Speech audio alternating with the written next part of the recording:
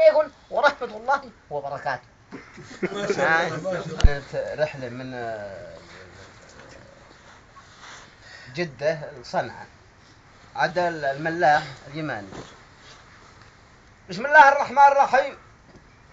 أعلنت رحلة 1323 القازعة من مطار جدة إلى مطار صنعاء على الأخوة الركاب ربط حزام الأمان ومعتقل هذه الطائرة، وسوف ترتفع هذه الطائرة 25 درجة مئوية تحت الصفر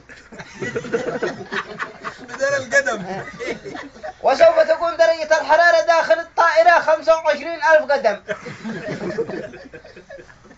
وإذا تشتوا شيء ولا شيء من كابتن الطائرة علي أحمد علي ناجي أحمد علي جعراء، أنا أخزن في خر الطائرة.